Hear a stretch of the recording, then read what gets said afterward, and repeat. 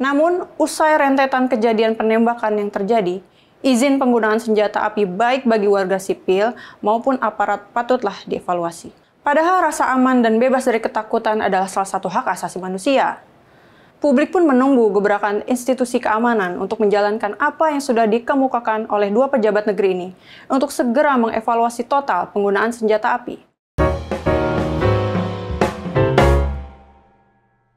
Salam Sobat Media Indonesia, jumpa lagi di The Editors. Belum selesai kasus penembakan siswa SMK di Semarang, Jawa Tengah. Publik lagi-lagi dikejutkan dengan kasus penembakan di Tol Tangerang Merak, Banten oleh oknum aparat TNI.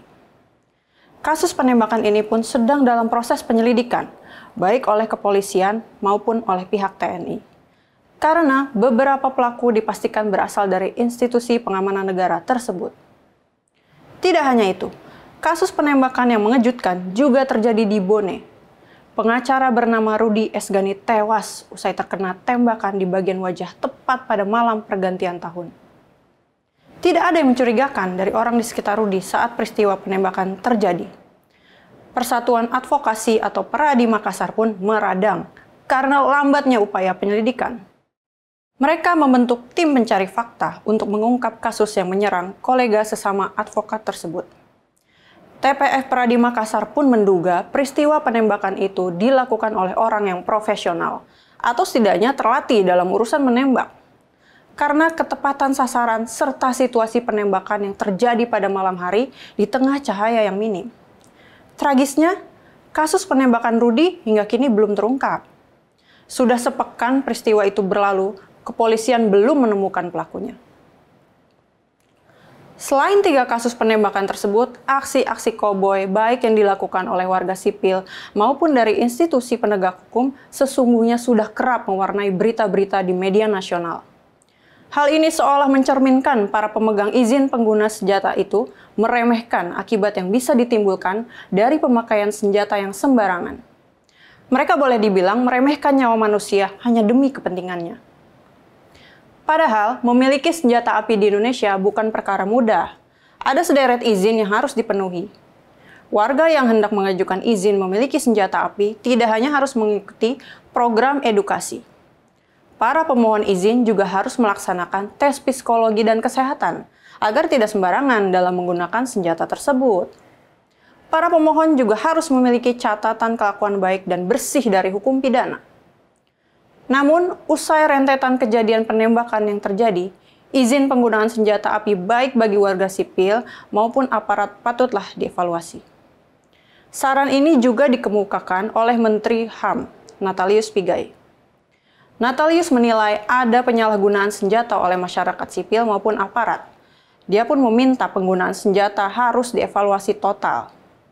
Dengan adanya kejadian penembakan demi penembakan ini, dia menilai sudah terjadi pelanggaran dari sisi legalitas maupun prosedur. Untuk itu, evaluasi total harus dilakukan. Ia juga berpendapat, munculnya kasus penembakan ini jika dibiarkan akan menimbulkan ketakutan di tengah masyarakat. Padahal rasa aman dan bebas dari ketakutan adalah salah satu hak asasi manusia. Dorongan evaluasi penggunaan dan kepemilikan senjata api juga disuarakan oleh Ketua Komisi 3 DPR RI, Habibur Rahman, pada November 2004 lalu.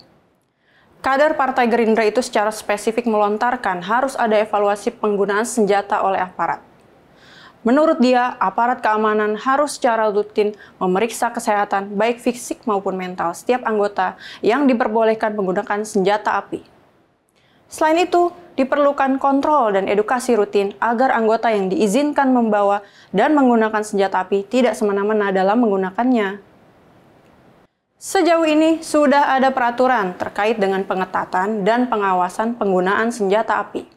Misalnya, Peraturan Kapolri Nomor 8 Tahun 2009 tentang implementasi prinsip dan standar hak asasi manusia dalam penyelenggaraan tugas Polri. Ada juga Peraturan Menteri Pertahanan Nomor 5 Tahun 2023 tentang pedoman perizinan, pengawasan, dan pengendalian senjata api standar militer di luar lingkungan Kementerian Pertahanan dan TNI.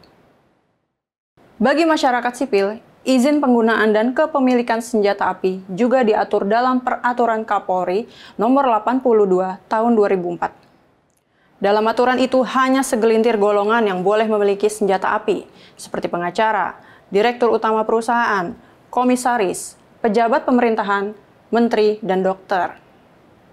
Aturan jangan hanya jadi penghias perpustakaan lembaga. Ia harus ditegakkan demi kesejahteraan warga negara. Publik pun menunggu gebrakan institusi keamanan untuk menjalankan apa yang sudah dikemukakan oleh dua pejabat negeri ini untuk segera mengevaluasi total penggunaan senjata api. Masyarakat membutuhkan jaminan rasa aman. Tidak boleh lagi ada warga yang kehilangan nyawa oleh pemegang senjata api yang semena-mena.